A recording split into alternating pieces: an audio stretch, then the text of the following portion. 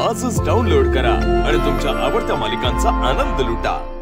मला असं वाटतं आपण आधी तूप आणि तेल घेऊया. त्याच्यात थोडं तेल पण टाकूया. मला वाटतं थोडं जिरं, खडे मसाले सगळे टाकले. म्हणजे कुकिंग मध्ये कुठे फसली तर तिला फोन करते, किंवा गोड खायचं असेल, ती माझी पार्टनर आहे गोड मध्ये. गोड खाणार आहे दोघं. त्याच्यात कांदा टाकूया आता.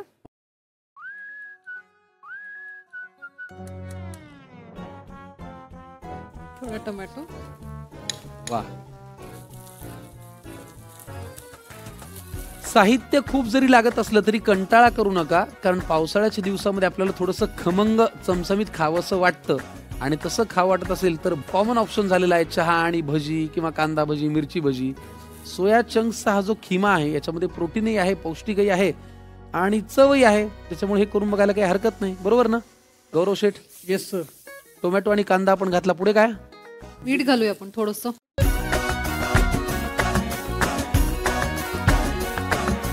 वा, अप्रतिम सुगंध येतोय खडा मसाल्याचा. आता काय? मला वाटतं बाकीचे आता हिरवी मिरची टाकूया. मग हळद, तिखट, गरम मसाला,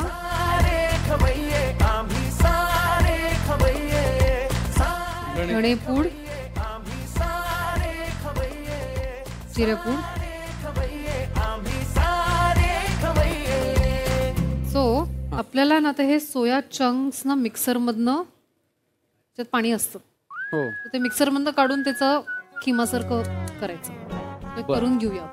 ठीक आहे. आपण खडे मसाले आणि जे मसाल्याचे पदार्थ आहेत ते आपण छान परतून घेतले, त्याचा सुगंध येतो. आता जरा भिजवलेले जे सोया चंक्स आहेत त्याचा खिमा करूया, त्याला बारीक कापूया आणि मग पुढच्या कृतीकडे वळूया. चला, भिजवलेले सोया चंक्स आपण छान बारीक करून घेतलेले आहेत. त्याचा खिमा व्हावा इतपत ते आपण छान मिक्सरला बारीक करून घेतलेले आहेत. पण ही फार गंमत आहे की तुला अचानक एक पदार्थ दिला, भिजवलेले सोयाबीन चंक्स सांगून, आणि त्याचा तिने एवढा छान पदार्थ करायला घेतलाय. हो की नाही? कौतुक आहे बाबा. घ्या. आपण ना ह्यात थोडं चिंचेचा कोळ टाकूया, आंबट गोड होण्यासाठी. वा. आता ह्यात ना आपण हे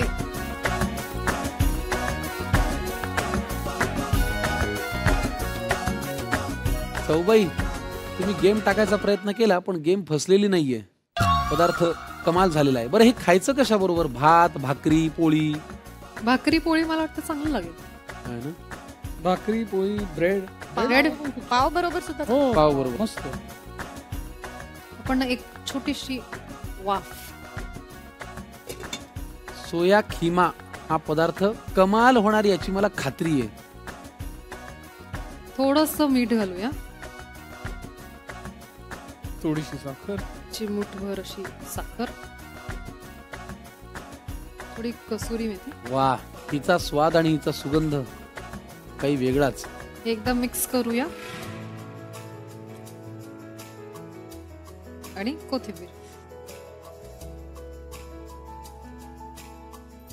येस, आपली रेसिपी झाली. सोया खिमा हा पदार्थ तयार झालेला आहे. सजवण्यातही छान आलेला आहे. आपण एक काम करूया, एका बाउल मध्ये तो जरा सर्व करूया. थोडंसं तूप वरनं. जाऊबाई, जोरात धन्यवाद, तुम्ही हा पदार्थ सांगितलात. शेठ, तुम्ही न करताही खूप काही मदत केलीत. आणि श्रुती, तुला चॅलेंज नाही, त्यामुळे सोया खिमा हा पदार्थ कमाल होणार याची आम्हाला खात्री आहे. तुम्ही वेळ वाया घालू नका, साहित्य आणि कृती लिहून घ्या, आम्ही खायची तयारी करतो. बारीक केलेले सोया चंक्स, मीठ, पाणी, तूप, तेल, जिरे, दालचिनी, तमालपत्र, स्टार फूल, हिरवी वेलची, लवंग, मिरी, बारीक चिरलेला कांदा, बारीक चिरलेली हिरवी मिरची, बारीक चिरलेला टोमॅटो, लाल मिरची पावडर, धनेपूड 1 चमचा, जिरेपूड 1 चमचा, हळद पाव चमचा, गरम मसाला 1 चमचा, उभं चिरलेलं आलं, कसुरी मेथी, कोथिंबीर. पॅन मध्ये तूप घाला, वरून थोडं तेल घाला, जिरे, अख्खे मसाले, बारीक चिरलेला कांदा, बारीक चिरलेला टोमॅटो घालून परतून घ्या. त्यात मीठ, बारीक चिरलेली हिरवी मिरची, हळद, लाल तिखट, गरम मसाला, धनेपूड, जिरेपूड घालून परतून घ्या. आलं आणि चिंचेचा कोळ घाला आणि त्यात बारीक चिरलेले सोया चंक्स घाला आणि एकत्र करून घ्या. वरून मीठ, साखर आणि कसुरी मेथी घालून एकजीव करून घ्या. वरून कोथिंबीर घालून सर्व करा. 100 पैकी 200 मार्क. ये तूच रे तूच, मी सांगते तुला. अप्रतिम. म्हणजे गरम भाकरी, गरम पोळी, भाजलेला पाव किंवा ब्रेड असेल ना, क्षणाचाही विलंब न करता तुम्ही हा सोया खिमा खाऊ शकाल. इतका तो छान झालाय, दिसतोय आणि चवीला तर काय बहारदार असणार. शेठ, तुमच्या याच्याविषयी काय म्हणणं आहे? सुंदरच असणार. आणि माझी अशी इच्छा आहे की पहिला घास तू घ्या. तर मी तो घेणारच आहे. पण त्याआधी ज्यांच्यामुळे हा पदार्थ झालाय त्यांचे मनापासून आभार. तुम्ही हे फरमान काढलं म्हणून आम्हाला हा पदार्थ खायला मिळणार आहे. आपण त्यांचंही स्वागत करूया, कौतुक करूया. झी मराठीकडून त्यांना एक छानशी भेटवस्तू देऊया.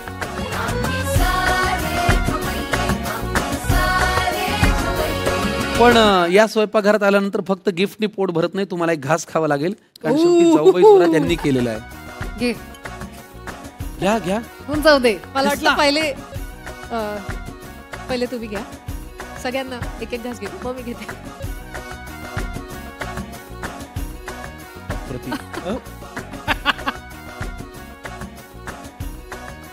अप्रतिम झालाय. मीठ चाललं असतं. तू म्हणालास पोह्यात जास्त आहे म्हणून तिने कमी घातलं. जाऊबाई एक घास खाऊन जोरात पळणार आहे.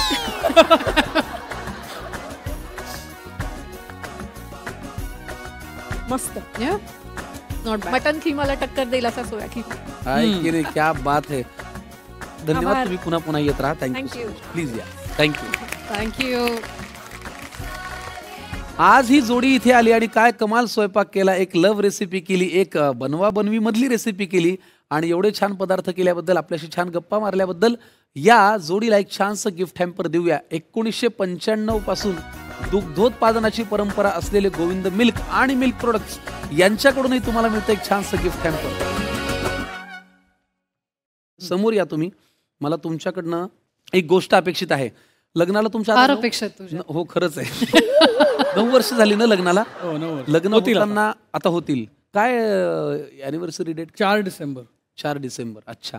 तर आपण लग्न करताना किंवा प्रेमात पडल्यावर खूप वचनं देतो. ये करीन, वो करीन, ये होगा, वो होगा. ही वचनं आपण कधी पाळतो, कधी नाही पाळत. कधी ती ओघामध्ये विसरून जातात. आज तुम्हाला त्या 7 वचनांच्या व्यतिरिक्त एक 8वं वचन एकमेकांना द्यायचं आहे की गौरव, तुझ्यासाठी मी इथून पुढे हे सुद्धा करीन, किंवा श्रुती, तुझ्यासाठी मी इथून पुढे हे सुद्धा करीन. असं 8वं वचन द्यायचं झालं तर काय द्याल? अरे बाप. गौरव, मी वचन घेते की यापुढे मी माझ्या तब्येतीची काळजी घेईन.